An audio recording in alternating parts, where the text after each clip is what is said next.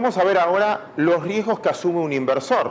¿Por qué a alguien le puede interesar finalmente invertir en bonos? Primero, es una decisión finalmente de financiar el país donde uno está viviendo y es aportar con sus ahorros, financiar el déficit. Uno le está prestando al Estado cumpliendo sus bonos. Pero el primer riesgo que asume es precisamente el riesgo del emisor. Si el Estado tiene capacidad de pago para devolver ese dinero.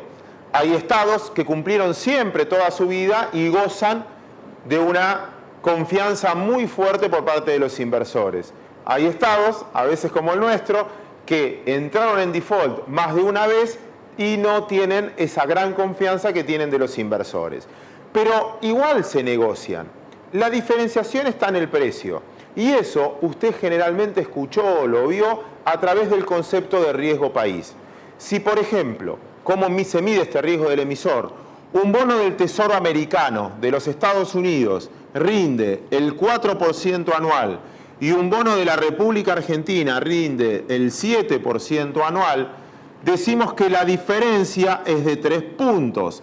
Esos 3 puntos, medido en bonos, son 300 puntos básicos. Ese es el riesgo. ¿Qué significa? Que el inversor percibe 3 puntos de tasa de interés, 300 puntos básicos de riesgo, más a un país que a otro. Ese es el riesgo del emisor, que uno tiene que tener en cuenta. No es lo mismo prestarle a un estado X que a un estado Y.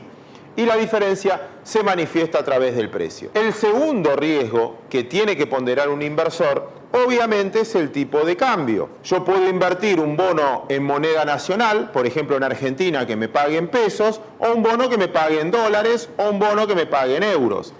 Aquel que eligió un bono en dólares, quizás tiene más plata o tiene más dólares. Vamos a suponer a alguien que eligió el BODEN 2012 que pagaba un 4% anual de tasa de interés. Para hacer un ejemplo, alguien que invirtió $10.000 va a cobrar $400 por año de interés. Al primer año vamos a suponer que va a cobrar o va a tener $10.400. Pero hace un año atrás, esto en euros era mucho menor.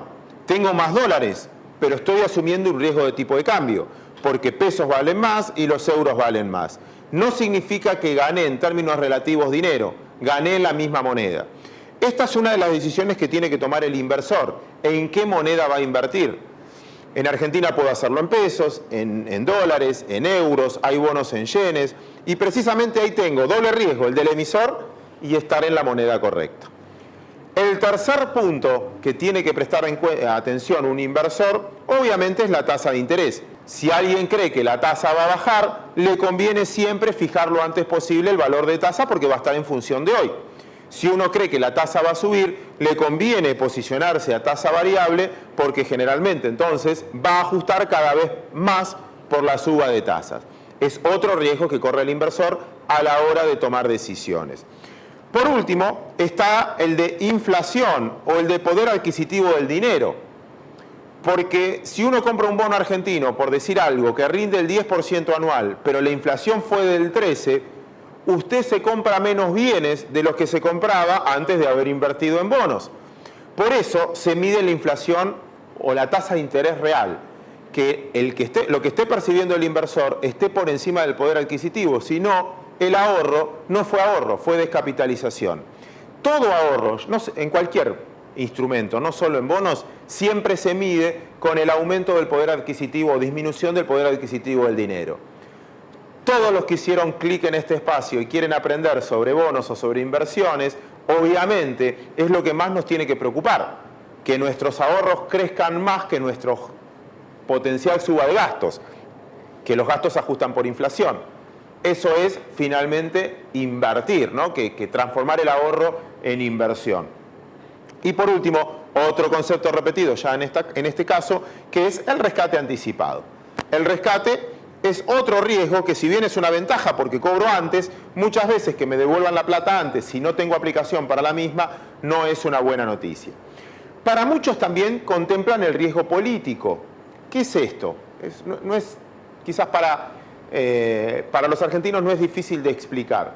Recuerdan que cuando hablamos del emisor decíamos que había emisor-estado, que ahí es el mismo riesgo para todo, pero después teníamos provincias y municipios. Muchas veces el riesgo político se toma en las deudas emitidas por una provincia por el signo político que tenga el gobernador de una provincia o de un municipio con respecto al poder central. Muchas veces vimos bonos que coincidían políticamente la provincia con el Estado, que quizás tenían, o estados que parecían ser más solventes porque estaban más protegidos por el gobierno nacional, y otras provincias que estaban menos protegidas. Eso se llama riesgo político porque finalmente a veces la decisión pasa por el Estado a qué provincia o municipio ayuda y a qué provincia y municipio no. Recuerden que cuando hablamos de títulos públicos finalmente también medimos la capacidad de pago de un Estado. ¿Y de qué depende la capacidad de pago de un Estado? Volvemos al principio. Capacidad de ingresos y capacidad de gastos. Los ingresos dependen, por ejemplo, del valor de las materias primas, por el cobro de retenciones, del valor de la actividad económica, obviamente, del crecimiento del PBI, que es lo que va generando impuesto a las ganancias, ingresos brutos, IVA. Bueno, esa marcha de la economía muestra la capacidad de pago del país. Y después su flexibilidad o no de los gastos que tenga. Eso es finalmente medir el riesgo que provoca un emisor y a qué tasa de descuento termino aplicando a la hora de elegir o no comprar un título público. Vamos al último capítulo y quizás el más interesante del lado del inversor. ¿Cómo evaluamos los bonos? ¿Cómo se saca la tasa de interés del rendimiento? Obviamente, como casi toda actividad financiera, es un flujo futuro descontados de fondos. Yo tengo una inversión inicial que finalmente es el precio que estoy pagando por el bono y eso va a ser igual a un flujo futuro. ¿Cómo se forma este flujo futuro? El cupón que voy a cobrar en un momento, más el cupón que voy a cobrar en otro momento, así los sucesivos cupones. Eso lo tengo que traer a valor actual. Entonces se utiliza la vieja fórmula dividido 1 más i, dividido 1 más i al cuadrado, dividido 1 más i al cubo, suponiendo que estoy poniendo en este ejemplo un bono que vence dentro de 3 años, que paga una cuota anual y en el último, además del interés, me paga el capital, el monto inicial. Si el bono lo compro al 100% de su valor nominal, una lámina de $10.000, la pago $10.000, por ejemplo, y me da 4% anual, $400 el primer año, más $400 el segundo año, más $400 el tercer año, más los 10.000 de capital, dividido la secuencia de tiempo, me va a dar la tasa interna de retorno, que es la I que iguala estos flujos, por definición. Bien, entonces, esta es la tasa interna de retorno. Ahora bien, si esto es 100% y eso es igual, obviamente la tasa va a ser del 4% anual, igual que el cupón. Pero, si yo este bono en vez de pagarlo 100, en el mercado vale 90%, yo voy a ganar este 4% anual más la diferencia de precio que voy a poner 90 y voy a terminar cobrando 100. Esa es la TIR del bono y en este caso vamos a suponer que me dé un 7% anual. Rinde más que el cupón. ¿Y por qué rinde más? Porque estoy pagando un precio inferior. Por eso esta tasa de interés está en función del cupón que paga el bono más el precio que estoy pagando. Por último, un bono puede valer sobre la par también. Puedo pagarlo 101. ¿Y qué significa eso? Que como voy a terminar cobrando menos plata de la que puse, una lámina de $10.000 la pagué 10.100, pero voy cobrando los intereses, como usted ya está suponiendo, va a rendir menos del 4% anual. Porque voy a ganar el 4% menos la pérdida de capital que voy a tener por pagarlo sobre la par. Y eso me va a dar, por ejemplo, en este caso, el 3,5% anual. Por eso es muy probable que usted vea bonos que coticen por encima de la par.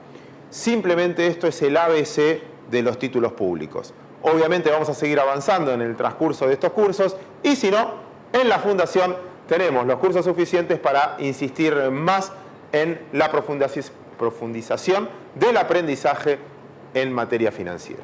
Muchísimas gracias.